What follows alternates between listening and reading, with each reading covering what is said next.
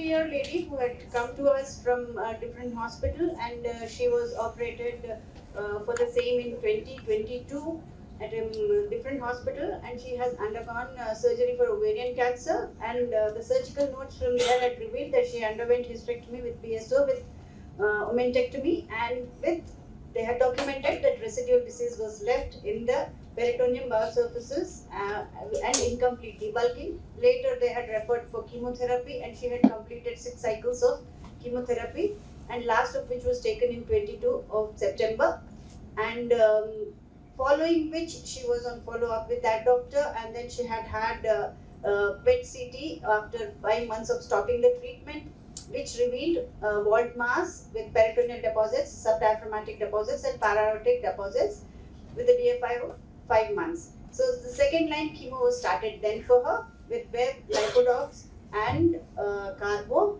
and 3 cycles, last of which was given on 23rd of April of 23rd.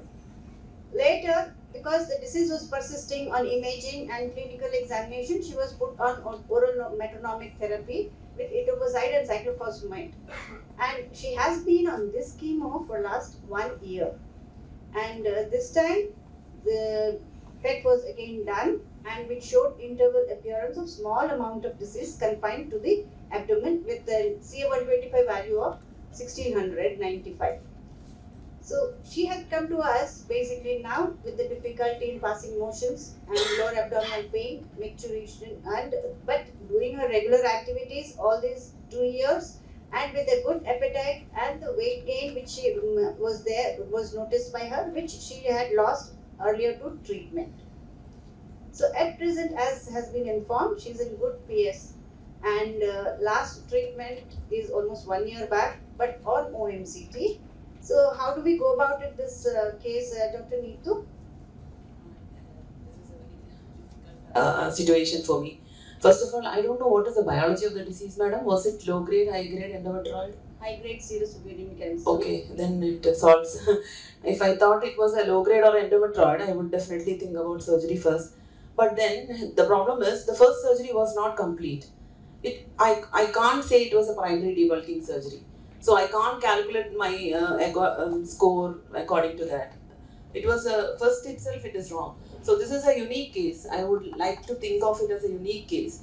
And if after all these, and if she had gone for an interval debulking, that would also have been good. We could calculate from that what disease was left and all those things. She never had the complete treatment. So unfortunately, this is how majority of the people come in our hospital, at least, with incomplete debulking at the primary setting. Yes. So they would just get sometimes only BSO or TH-BSO maximum, or sometimes few people might get some omentectomy done. No one, at least this doctor had documented that the disease is left. Otherwise, we will not have that. But why she didn't have an interval or So again, the treatment was all done outside. But I think for this we'll have an interval. Can we have a tumor board discussion on this and get a consensus? I would do that because I would like to go for surgery. Let me tell you my view, because you're telling me, you are highlighting that she is in good performance status and she had in between some resolution of disease, and her symptoms are mostly abdominal, and the CA125 is quite high. If she doesn't have a metastatic like liver, lung or anything, she has had all the 2 cycles or 2 lines of chemotherapy also. I would seriously think about surgery. What do you think?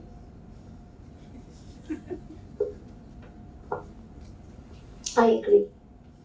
Yes. We get a lot of patients. I don't get a lot of patients in the UK like this, but nowadays we are actually, our medical oncologists are putting a lot of patients outside of AGO criteria for us to operate in a recurrent setting, because as I say, good biology does not compensate for a bad quality surgeries. This lady hasn't had a surgery; she's just had a diagnosis. Uterus, a hysterectomy, the uterus doesn't have ovarian cancer, right? So what she has at the most is a BSO and a bit of an omentum, perhaps, right? So she's never had surgery. So, Dr. Anita, what would you do in this case, and what are the new perspectives that are coming up with respect to SCRS, secondary cytoreductive surgeries?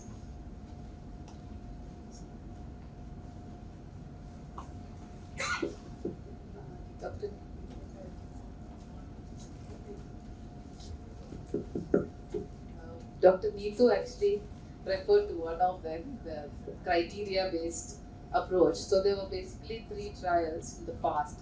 The earliest one, the GOG trial 2 and 3. There was a bit of discussion because they included bevacizumab in more than 3/4, about 85 and more percentage of their patients had chemotherapy post secondary cytoreduction, and then they discovered that they were not doing so well, and it was not a good. Their conclusion was that secondary cytoreduction doesn't add to a good survival. Whereas the Desktop 3, which was published a little later, their outcomes favored the outcome, but they had insisted that we choose the patient correctly. And those criteria in the idealistic situation where you had a good upfront surgery where there's good clearance and the disease-free interval is good, and then you have CA125 also and no ascites, all that has to be taken into account.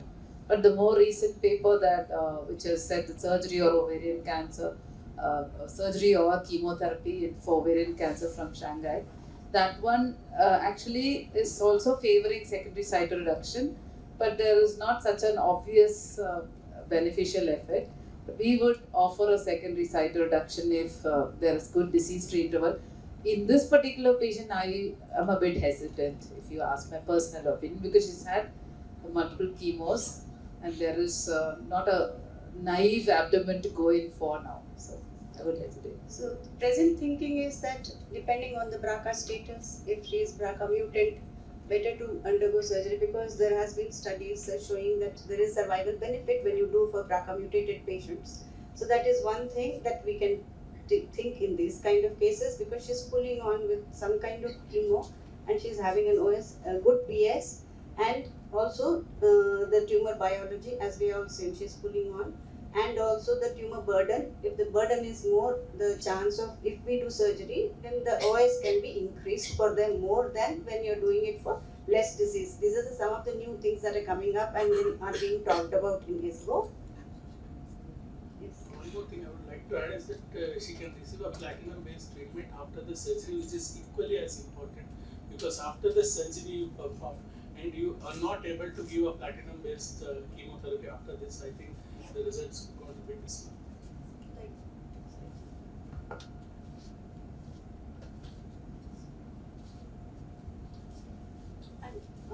Madam Asima, what is the role of Part B in this case? I don't know the BRCA status. So she is HRD positive.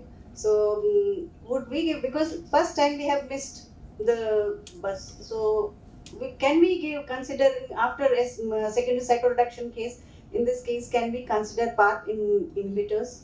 I mean, so these cases are so out of any evidence. So, like it's a very individualized tumor board type of case, right? So, all the evidence that you quoted, at the first setting, they have had a decent surgery. So, we have to see that this is a patient who has had no surgery. So, it has only chemo. I don't consider BSO a surgery. So, chemo, and then is pulling on because of her good fate and biology, right? And then I think, I mean, is the question that giving PARP without doing a surgery? No. Post treatment would be considered PARP. So, so then, then it comes to the square, right? So you do a good surgery, you will get platinum, you see response, and then if her biology is still, I would actually, this is an opportunity for us to actually test the HRD status now.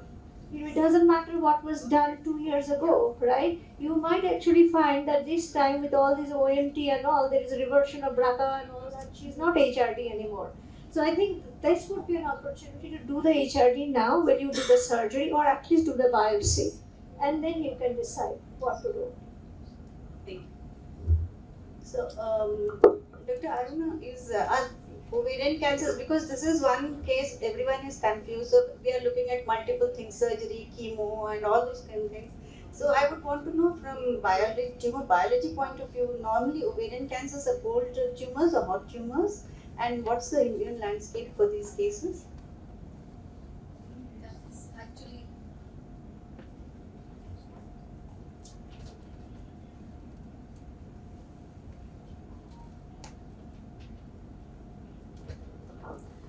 it's actually the holy grail of every clinician now, looking at what would be the immune landscape.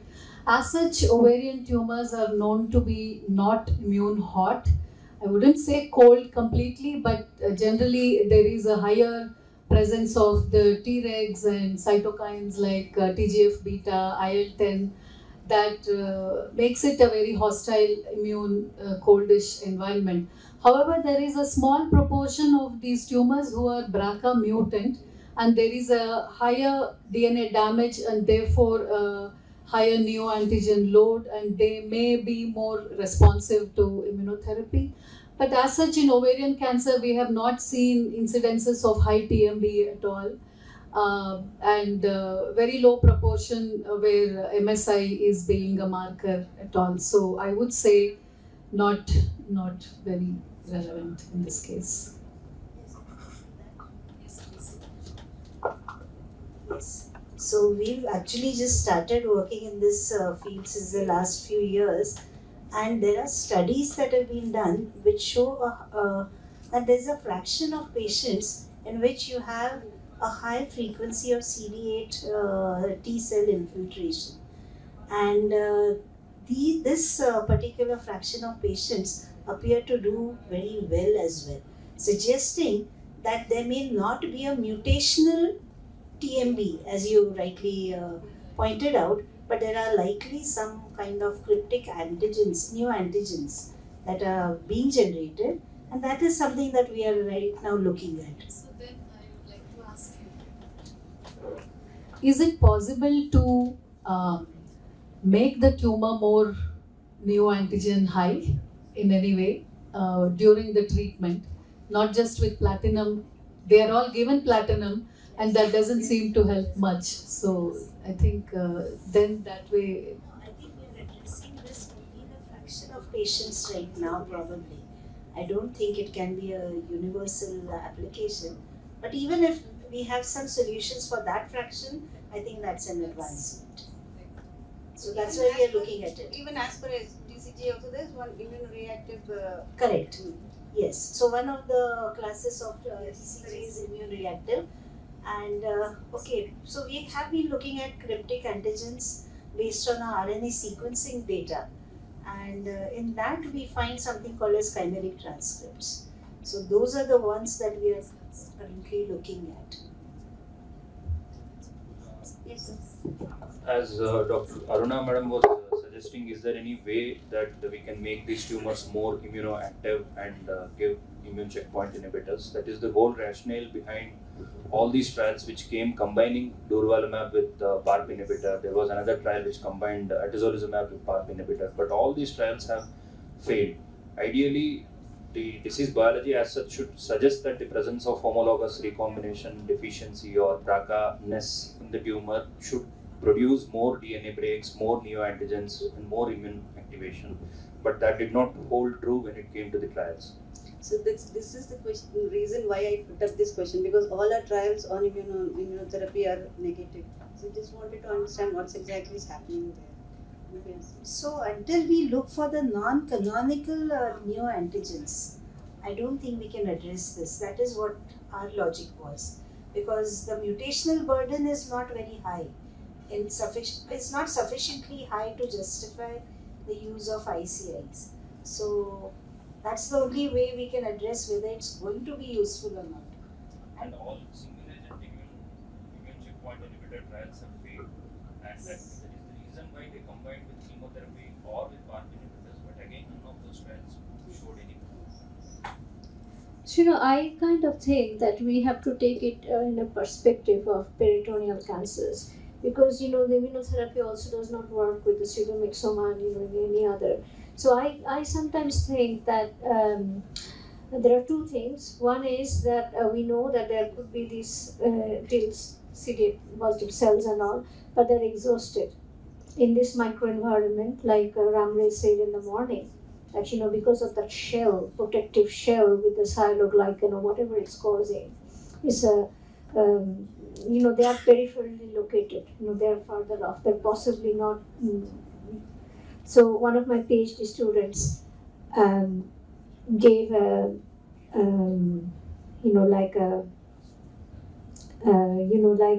it's a joke, but she basically said, don't take it otherwise, all of you. She said it's like having your husband at home during COVID time. They're there but not working.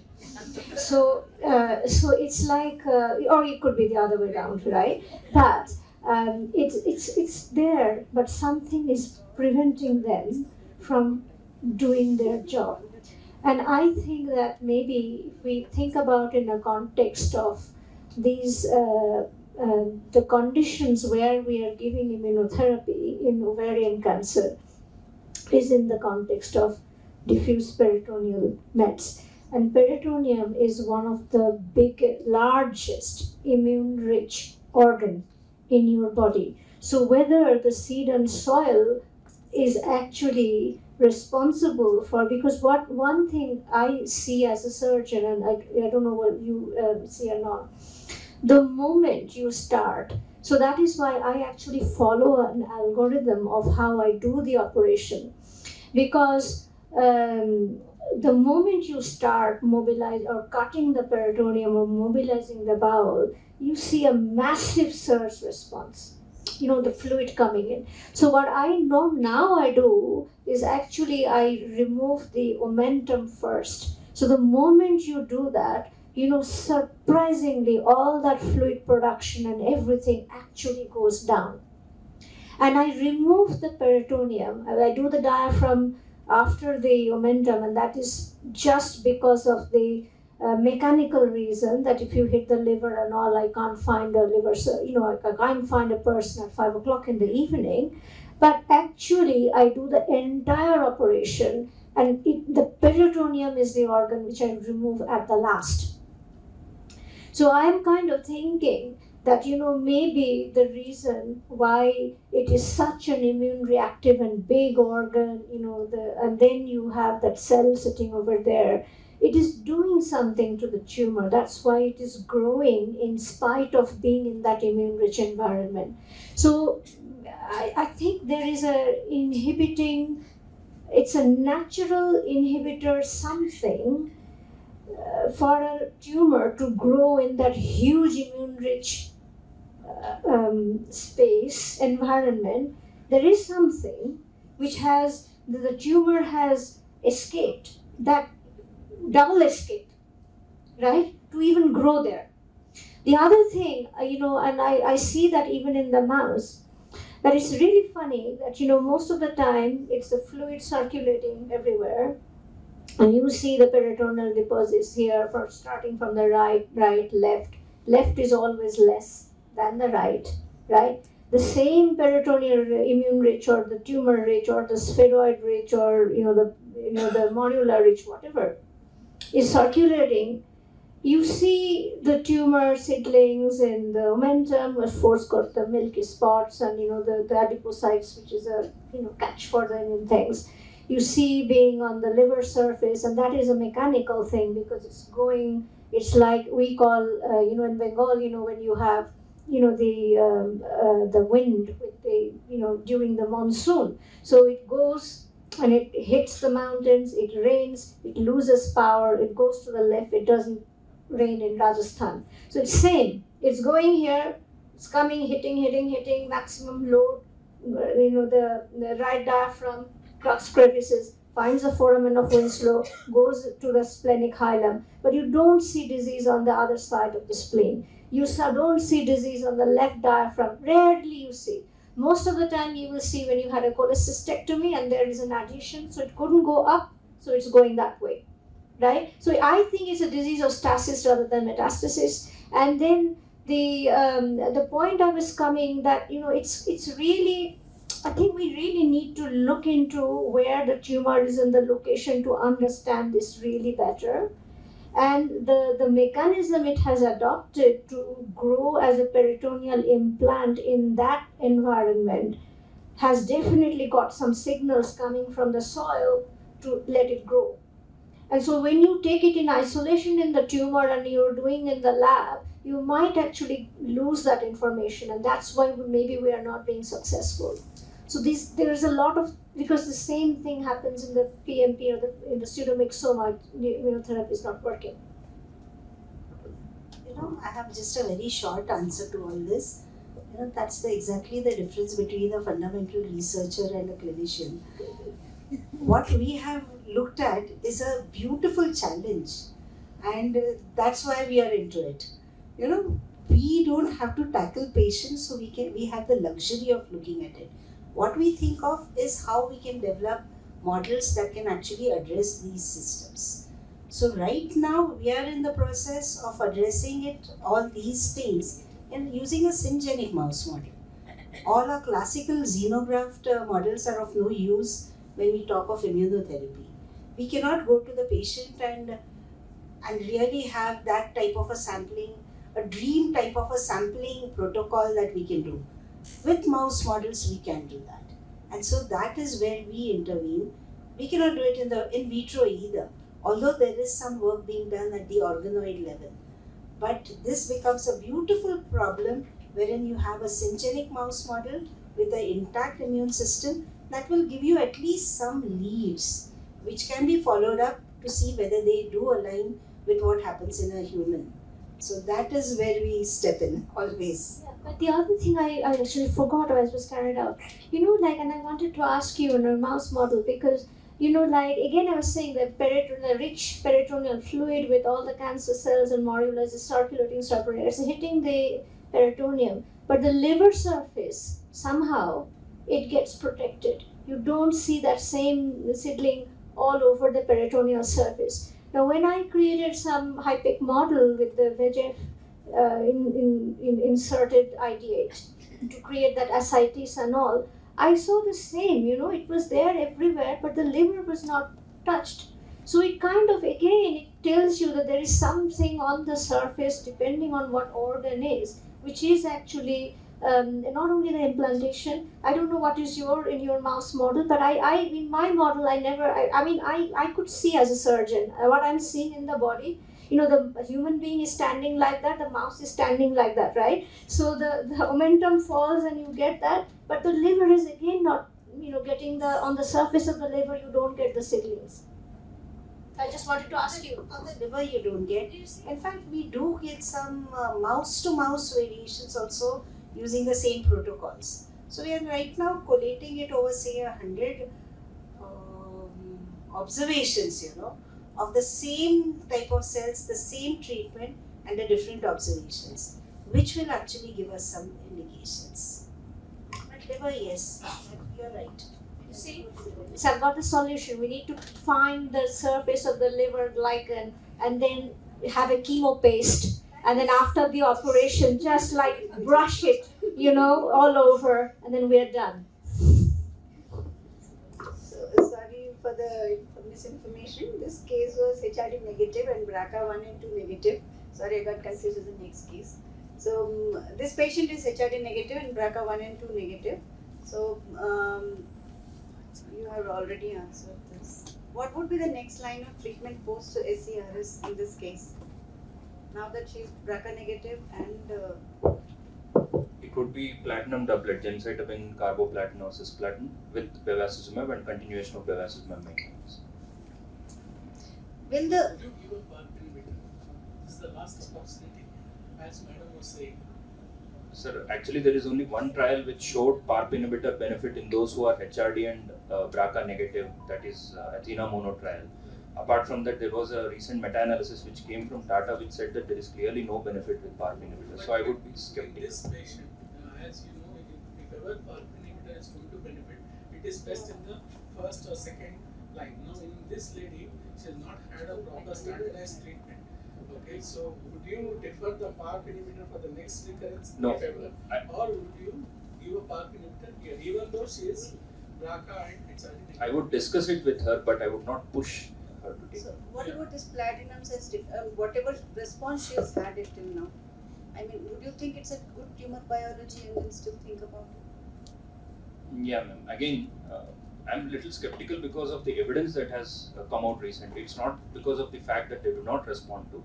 Probably there are some other factors which are causing BRCA-ness in the tumor, and these patients are responding. The 1 year DFI that she had post the second line isodox doublet, that is most likely driven by the platinum itself.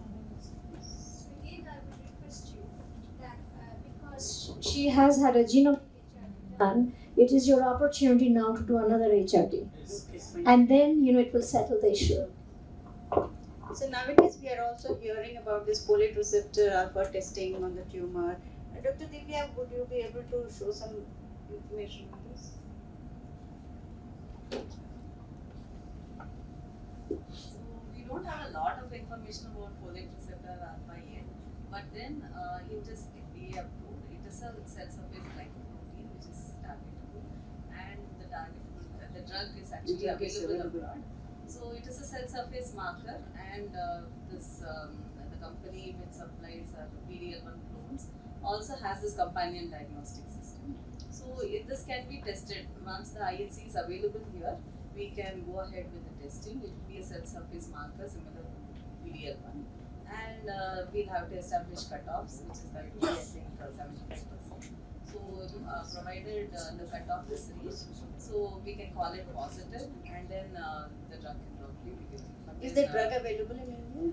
It is not available, and the antibody also is not available. But then this has been, the positivity has been seen in non-small cell lung cancer and renal cell carcinoma also, apart from high-grade serous ovarian. Madam, what is the Spreading. I mean, it's open to all. What's the information of ovarian cancer vaccines?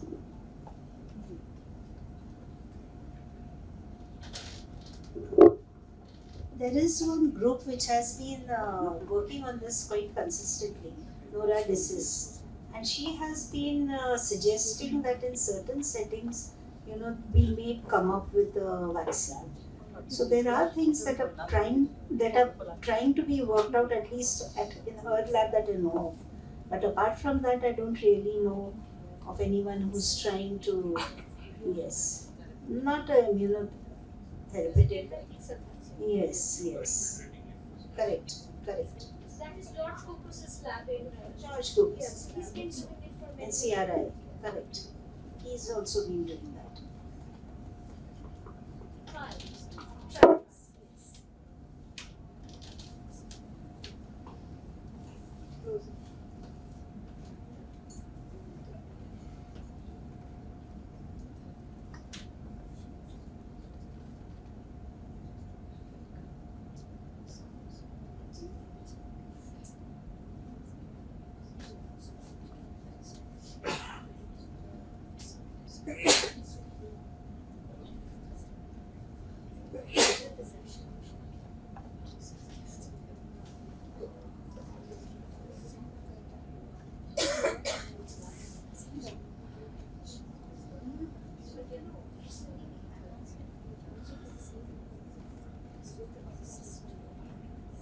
Recording in progress.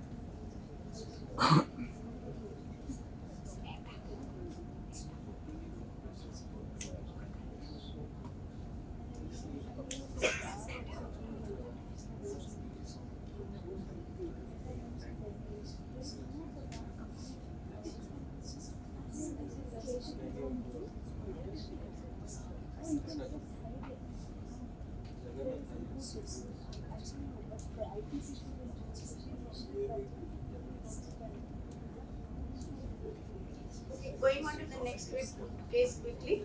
So this is a 38-year lady.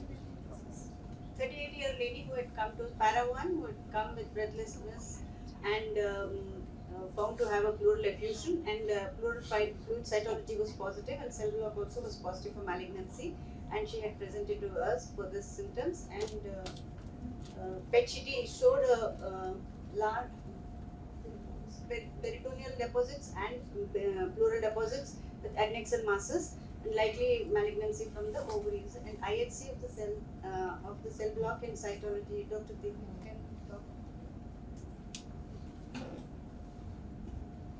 So we received pleural fluid, which was positive for malignant cells, and then we are seeing these three-dimensional clusters with atypical mitosis in a proteinaceous background. Not many inflammatory cells around. We went ahead with IHC on the cell block, and the cells were positive, immunopositive for CK7, WT1, and PAX8. CK20 was negative. This was consistent with serous carcinoma of Mullerian origin. Then we did P53. P53 was overexpressed mutant pattern, and calretinine for mesothelial cells did not stay in these cells. So positive for malignant cells. She had received 3 cycles of paclitaxel, and with Bev in first 2 cycles, and her CA125 fell from 362 to 17.8 post chemo. She was planned for IDS, and she had complete R0 CC0 resection, and we are doing a study of instilling intraperitoneal chemotherapy, so that she was a participant to that because we could get R0 resection. So with a PCI of 12. So Dr. Divya, can you explain these slides again? We received a total abdominal hysterectomy, bilateral salpingo-oophorectomy, and omentectomy, and then deposits from pouch of blood vessels in peritoneum. So the first slide on the left side top is from the right ovary. So we are seeing parts of tumor, high-grade tumor, cells arranged in sheets, high-grade morphology, nuclear atypia, and the slide below is from the left ovary again, which it showed the tumor, similar tumor, and then we see a lot of stroma in between the tumor cells. The left ovarian capsule was involved. Both fallopian tubes did not show serous tubular intraepithelial carcinoma or involvement by tumor. The uterus was not involved. And then omentum had tumor deposits. The largest was 2 cm in size. So this is normal fallopian tube. And these are sections from the omentum. So what we see here is some amount of heterogeneity. So there is high-grade morphology on one side, and then so we see lymphoid. So we see lymphoid aggregates in some foci, and there's only fibrosis on the other places. Where we see lymphoid aggregates, there are small lymphocytes. There are also a few macrophages. Next slide. So this is a high-power view. We see this high-grade carcinoma in the omentum, and we see a lymphoid aggregate. So the small cells are the small lymphocytes. There are also macrophages. There are lots of fibroblasts. So we see a microenvironment which is rich in tumor-infiltrating lymphocytes. I mean, there are lymphocytes in the stroma. But there are also areas which are heterogeneous, which don't have a lot of immune cells, and so there is heterogeneity. So tumor microenvironment, we saw that the omentum had a lot more tumor-infiltrating lymphocytes and immune cells than the ovary itself. So again, heterogeneity. And the microenvironment, both in the ovary and the omentum, if we study, then we can see that there are a lot of components. So then they may be fibroblasts, they may be the immune cells, which include your tumor-infiltrating, your lymphocytes, they may be the Th1 and Th2 cells, they may be the M1 tumor-associated macrophages, there may be the stromal cells, the cancer-associated fibroblasts, there may be the endothelial cells, and the T regulatory cells. So these are all components of the tumor microenvironment. We may not see all of them in one place. There are cells which promote tumor growth. For example, the Th2 cells, the tumor-associated macrophage, the TM2 the cancer-associated fibroblasts, and the T regulatory cells. They all promote the growth of tumor, whereas the M1 macrophages, the Th1 cells, the CD8 plus T cells, all these suppress tumor growth. So we have both of these in the microenvironment. So depending on what predominates, so the tumor progression may be according to that. So about testing for these and identifying them, so there is no standardized way of reporting the tumor microenvironment yet, and because the markers for identifying each of these are not very clear, whether they are not very specific. For example, cancer-associated fibroblasts are very important. They are known to express the fibroblast activating protein, but then they are not very specific at this stage. So we cannot use them on a regular basis to study how much, even for research purpose, we cannot study or quantify them. So at this stage, the only way of doing them is identifying specific markers, using digitized slides and using AI-based tools to quantify them. Then we'll have to see how. Madam, what is the, in a nutshell, how can you just explain what is TME? So much Yes. talk is there. Oh yes, there's a lot of research right now on TME. In fact, it's the seed and soil hypothesis, along with development of a new soil by the tumor itself, which compromises on the TME. The CAFs, as Madam rightly pointed out, in fact, the CAFs become tumor promoter later on as disease progresses. But again, there is a lot of heterogeneity. If you look at the TME of the primary tumor versus that of the different metastatic sites, even in the omentum, the primary soil, the differences from the original tissue also is reflected on differences or heterogeneity in the TME compositions. And actually, when you look at the TME compositions, I really wonder how a clinician can even take a call as to what could be the treatment strategy, because primarily research in the past has classically focused only on the tumor cells first, and then now over the last decade or so there's a lot of information coming on the TME, and all these processes together form the tumor and will reflect on its survival. So there is a lot more that is required to be done definitely in this area. Going on, Madam was commenting on CAFs. So how much of it can we use it clinically, and what is used for? So like we have discussed, Dr. Divya said and Dr. Papat said, we now know that CAFs are a very important component of the tumor microenvironment, and they play a large role in the progression of the tumor. They are secretory, and they are secreting these different collagens, matrix metalloproteinases, and they alter the matrix so largely that the collagen bundle stiffness is now varied, and therefore the cell can become or acquire metastatic capabilities.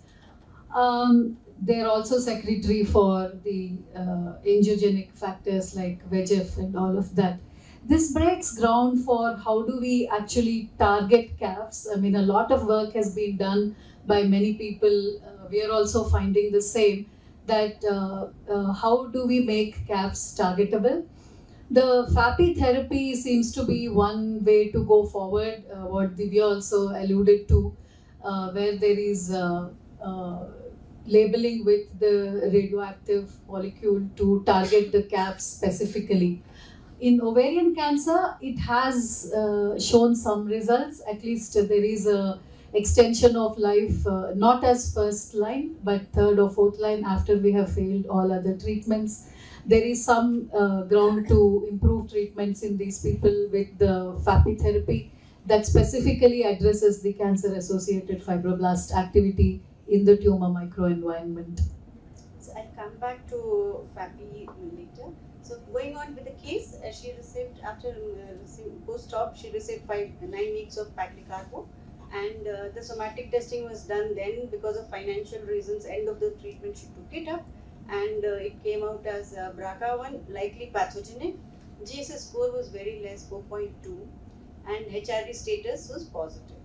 So, how do we normally we expect BRCA1 is there, then you expect GSS to be more than, at least in our Indian setup, 50 or 42. So, how do we account this likely pathogenic and GSS score low and HRD positive?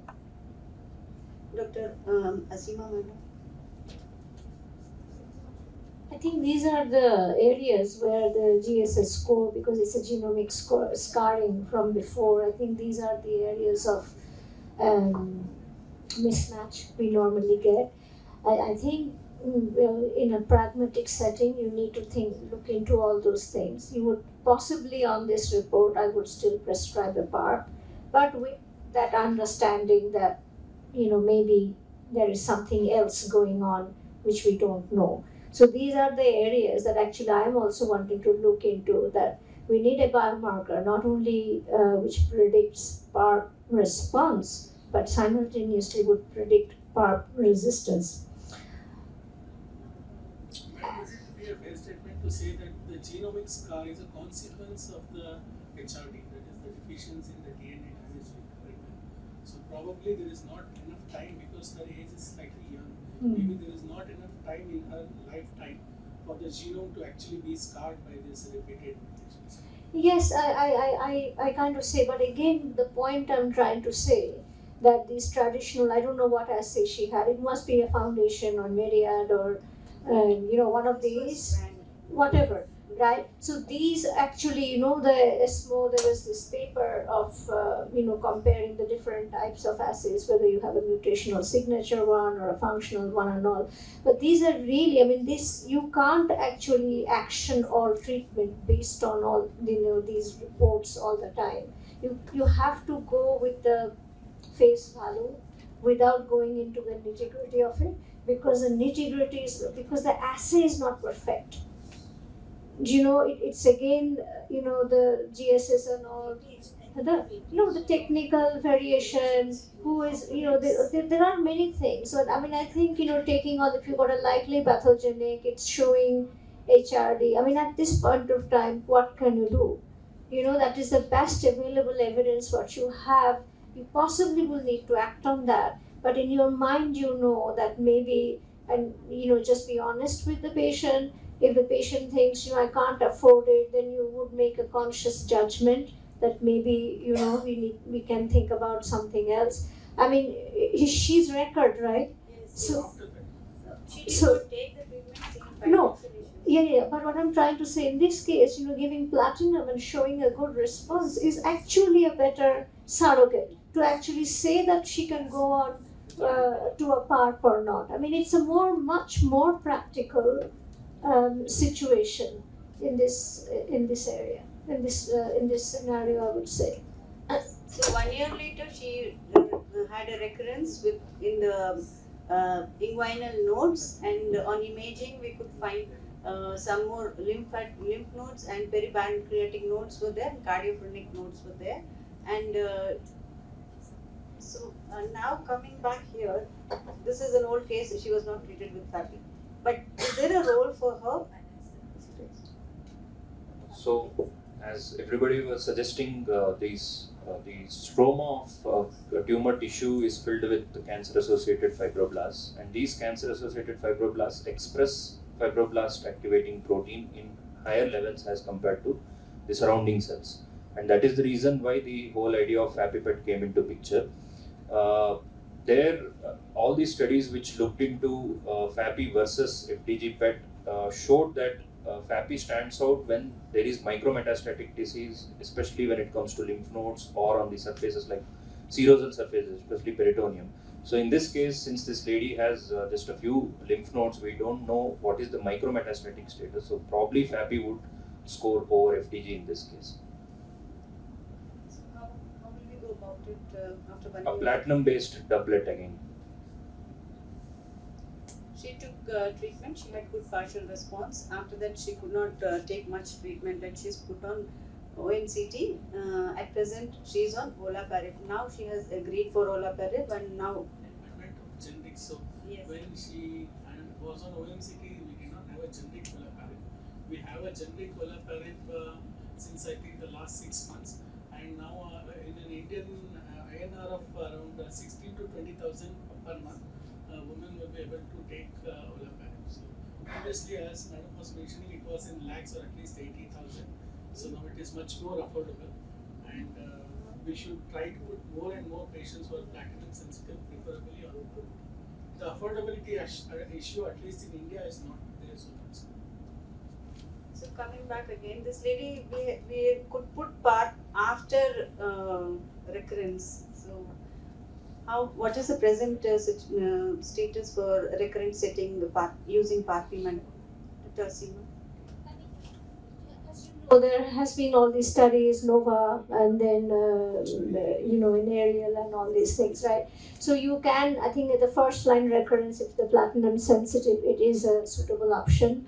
I think later on, with multiple recurrences, if you want to give, then the tumor landscape by that time has changed so much. So maybe it does not work. But again, I want to stress the fact that we are basing our PARP treatment based on the first and the HRD so if it's germline, it's different. But again, you have to think of a germline BRCA, but being germline, which is a good prognosis, it has record, right? Being which is a good prognostic tumor, it has done something to be able to record again and again. So it is naive to think that it is still good at that point of time. Maybe it is more bad. So, we have to really, it has overcome a lot of things to be able to, record all that time, all that genomic instability it had inherent in it. Become tolerant of the HR. Yes, whatever. So, but we need to think about that. But again, we have evidence at this point of time, although, the curves cross, FDA issued, all that stuff. But I think at the first thing, I would still, even in the second recurrence, I mean, Michael Bookman, all these, they are really resist the FDA, the guidance, and they would say from a case-to-case basis, you have actually seen very good response. So that is whether you want to use PARP-PAF combination and things like that, it is up to you. But I think there is a role if you have this. This case, I don't know. If you're telling about the GS score low and she has record and multiple recurrences, yeah, it's likely. Seema, do you think that the tumor is evolving? Let's say it was BRCA mutant, but like you said, it could have learned to become tolerant of the HR loss. But there is emerging loss of heterozygosity or the what we were speaking of in the morning. Is it necessary to, in that case, test for HRD at different time points?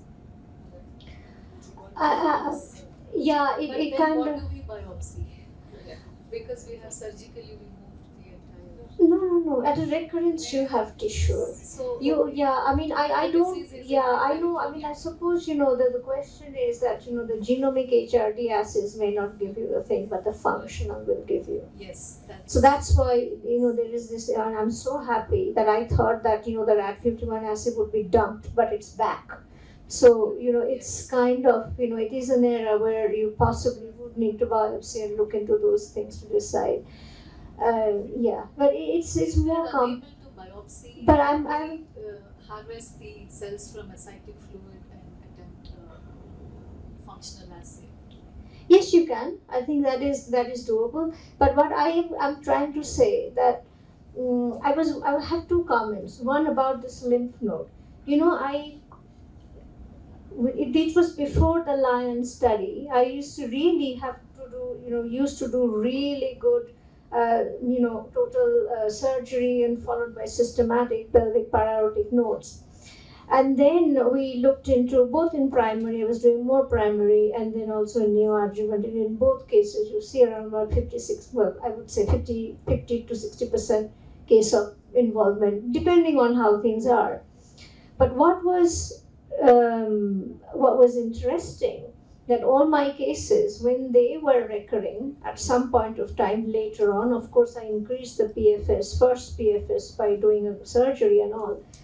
I didn't see a lot of peritoneal recurrence. I used to see nodal reactivation and in the mediastinum, this and that. So that kind of made me think that there is three components in ovarian. One is the peritoneal component. Another, the extension of the peritoneal, is the thoracic component, which we are not treating with surgery. We're just giving 6 cycles of chemo, whatever, right? So the peritoneal component, even it's the same thing, we're doing surgery for chemo. The thoracic component, we're not doing surgery, very much, vaccines coming and we're just giving the chemo.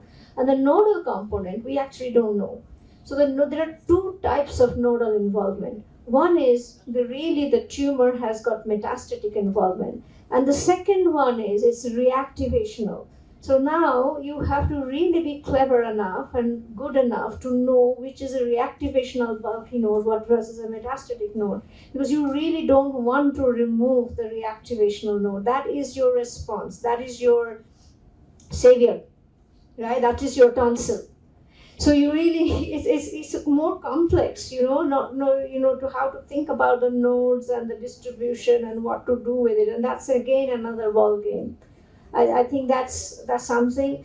The other thing is that it is really we are really fortunate that, in some parts of the world, ovarian cancer has become a chronic disease. I was in MSK, they would operate 6, 7, 8 times. And, so basically we are lucky that it is, in spite of this widespread, but it is still a locally confined, loco-regional disease. And I now kind of think that, there is no harm is actually, you're talking about calf, stroma and all that. Do surgery all the time, just remove everything. Or burn everything, or QSA everything. You don't need to add 2, 3, 4, 5 drugs to treat the tumor, then treat the immune, then treat the calf, then you will find something else. I think, you just do a simple thing, take it out. Yes, I think at present the best way That's to what my medical oncologist tells me, that, every time there is something, don't think about, we have so many things, but we are failing because you're not taking out properly. So at present, I think the best way to address PARP resistance is actually to do a surgery and Exactly. take it out. Exactly. I'm doing more secondary surgeries than primary surgeries now. Okay, ma'am. So we quickly move on to the third case. It's an interesting case. She is a young lady, 27-year-old, and she's been married, but she couldn't become pregnant because she had 2 consecutive tubal pregnancies. She has been having endometriosis. So she had a left tubal pregnancy and had to undergone a left tubal pregnancy and underwent a left salpingectomy in 2018, and also a right tubal pregnancy and underwent a right salpingectomy in 2019. And she also had to undergo a laparoscopic endometrial cyst excision, and she had undergone and she had been trying to get pregnant, but even the embryo transfer into the uterus was not successful. She presented with bilateral adnexal masses, and she underwent laparoscopic surgery, which involved a left oophorectomy and a right ovarian cystectomy, and also adhesiolysis of the endometrial adhesions.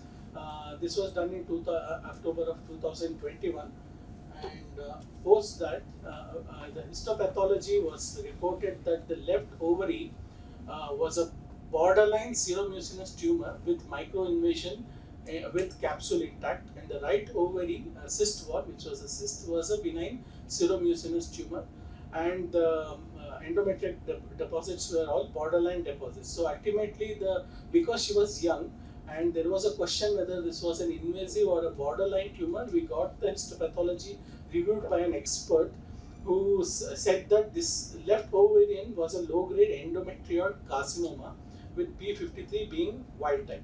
The CA-125 diagnosis was just 11 units. So at this point of time, I would like to ask Ritu Madam. Madam, as a surgeon, what are your thoughts at this point of time? This lady has endometrioid carcinoma. She is trying to become pregnant, but also she has a hyperestrogenic state. So how would you counsel this patient? This is a very sensitive issue now. Yes, ma'am. Fertility sparing surgery, I really believe the woman has to live to take care of the baby. Otherwise, fertility is. So this is a low grade Yes. endometrioid malignancy. It's already in both ovaries. You have just not removed the Uterus. The uterus has the been staging left. is not complete. Yes. The best option for her is a surgery now. So I don't think the treatment is complete without a proper staging for her. Maybe we have to counsel her Yes. properly because chemo might not work for an endometrioid low grade. I would really counsel her and go for a stent. Yes, ma'am. So luckily in this situation, the patient herself was anxious about the tumor recurrence rather than the pregnancy, and she also had bleeding occasionally due to some walled growth, which was ultimately proved to be granulation tissue. So she underwent a completion surgery ultimately in December of 2021. Before that, a PET scan showed no evidence of any disease. So proper abdominal hysterectomy, a completion right salpingo-oophorectomy, and a pelvic lymph node dissection, omentectomy, and a cystoscopic guided stent removal also was done in the same setting. So this is the intraoperative findings. The peritoneal washings were sent. There was a pouch of Douglas deposit 2 cm. The right ovary measured 4 into 2 cm as a cyst. There were no enlarged right pelvic lymph node, but enlarged. Pardon? It was just a cystectomy, madam, in the first place. There was a 2 cm left pelvic lymph node and also 1 cm omental deposits. The BCI was 5 out of 39 and the R0 resection was achieved. So post-op histopathology, it was reported that the right ovary what was removed was a borderline endometrioid. All nodes and omentum were free. The peritoneal washings were negative for malignancy. So ultimately now we have a surgery which was done in pieces actually. The left ovary and the right ovary cyst was removed in one setting and the completion surgery was done in the other. And also the first surgery was done laparoscopically. So the medical oncologist in our hospital is decided that we will stage it as 1C1 post-staging laparotomy of a low-grade endometrioid carcinoma. So Dr. Supreet, if this patient comes to you at this situation, what are your thoughts? Since it is stage 1C, I would offer platinum. Doublet again, 6 cycles of platinum. Right. So there is reasonable evidence to suggest chemotherapy for an endometrioid variety. However, in low grade, maybe the evidence is not so strong. But because this woman did not have a proper single setting surgery, so she was given 6 cycles of chemotherapy. Germline testing was also done because she was just 29-year-old, and we detected a BRCA2 mutation. It was a pathogenic indel in chromosome 13, and the coverage was 399X. And so now the question is, now let us say if she had peritoneal deposits which were positive, the omental deposits were positive, and the pelvic lymph nodes were positive, and she was stage 3C. Now, what would you suggest doing further in this patient? There I would be definitely tempted to use PARP inhibitors. So yeah, so this was the controversy that we wanted to suggest. So now this woman has developed endometrioid variety of ovarian cancer in the setting of endometriosis. So, and it is a low-grade endometrioid cancer, but she also has a pathogenic BRCA mutation. Now the question is, usually there are two major ways by which we can, it is either low grade or it is a high grade. Now the high grade serous ovarian cancer, as we know, usually develops from the fallopian tube end.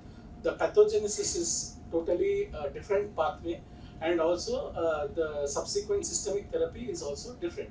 In low grade tumors, for what we have, it is usually a consequence of endometriosis, and then it usually arises in the setting of in how this patient presented in the hyperestrogenic state, and it has a totally different pathway. So in this particular woman at the age of 29, do we consider this consequence of a BRCA mutation, or is this endometrioid tumor a consequence of hyperestrogenemia leading to endometriosis? Divya madam, what are your thoughts on this? This is a low-grade endometrioid carcinoma. The P53 was wide. This looks like an endometriosis associated carcinoma. Right. She has endometriosis elsewhere. Right. And that may develop into an atypical endometriosis. We don't have evidence of that, but then that might develop into the tumor. Now she has been tested for BRCA, but there may be other mutations, PTEN and ARID1 mutations may be there, which is immunoexpressed. And though BRCA is positive, we have not identified stigma or any other variant serous malignancy.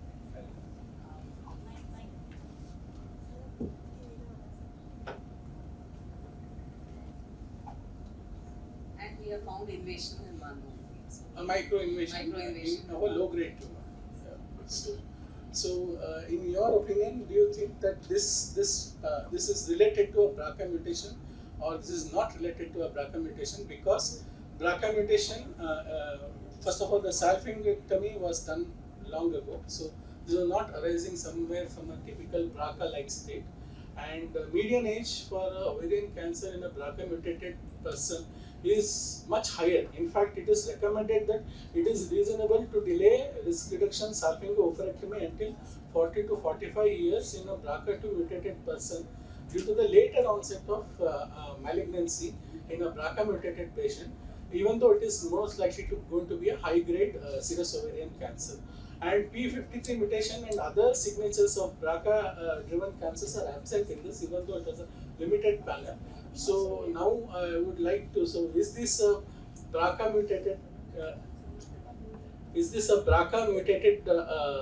event, or is this endometriosis associated event? I would like to have opinion on Something like the presence of BRCA mutation itself has resulted in defective ARID1 or PTEN or P3CA pathways. Madam, what would you feel, madam? Actually, we are also looking at this endometrioid customers. We are actually testing now for MMR also in that. So I was just wondering, and I don't believe this BRCA mutation caused the cancer. Endometriosis itself is enough to cause that. Yeah, so it becomes important when we are talking about what maintenance therapy to give to this woman. If it is an ER-driven tumor like endometriosis-driven, we may have probably treat with letrozole because it's low-grade endometrium. Or if it is a BRCA mutated, we would preferably treat with a PARP inhibitors. Madam, your thoughts on this, madam?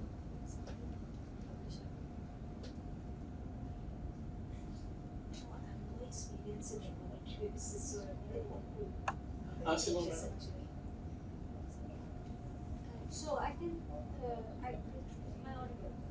So I can tell what we do in our practice. So like because this is still stage 1, is it? Yes, ma'am. So far it's stage 1C. Yes. So it is stage 1C. So in the NHS, the PARP is not licensed for stage 1. Right. So it is only stage 3 and 4. But there are trials, even GCIG is actually starting trials that whether a patient with stage 1 with a BRCA we should give maintenance. And we just had a brainstorm last night on the 94th with GCIG, none of you attended.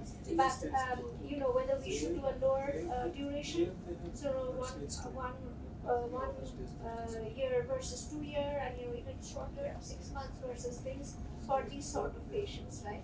Now the question is that we are kind of really bogged out being the egg and chicken, right? I don't think there is a reason to be doing that in this case, because the question is that if it is a low-grade endometrioid, then you may treat. Sometimes people don't, and that is there, right? So the question is because of the BRCA2. BRCA2, if it is pathogenic, the PARP will work because of the synthetic lethality. It doesn't matter whether, if you have this, that and all, irrespective of that. If it is there is a BRCA in the pathway, the synthetic lethality thing will make the PARP work, right? So I think in these cases, we would not give PARP at the beginning, but it may be an option to reserve it for the recurrent setting. And then the other thing is that what I was going to say that, I forgot something. Oh, regarding the guidelines, right? So, like any non-mucinous epithelial ovarian cancer is it's a criteria for testing for BRCA, right? Yes. So it is not an out of the box thing, and people are doing it for a reason. So even the endometrioid, clear cell, all of those epithelial, ovarian, except mucinous, is a candidate for testing BRCA, because it's not only the treatment; it is the genetic and all the other implications that you have. So maybe you don't need to be too much bothered about whether you need to give PARP at this setting. I mean, you do nothing, you give platin, just give hormones, depending. She's young, right? She doesn't want to lose hair and all that stuff. You might think about all these things. But then, if it required, you can reserve it for the future. Ma'am, I was asking if this was a stage 3C. Let us say if this was stage 3C. Yes, we would give give a PARP. PARP inhibitor. Yes, because the pathway will be, synthetic lethality will work. And it is an indicated, indication for doing BRCA testing for this epithelial variant. And also that HGSC also, low grade cystectomy also, the percentage is less, not like HGSC or something that BRCA positive. But also 5% Since that the PARP inhibitor trials did not include those who had. So I think with that we conclude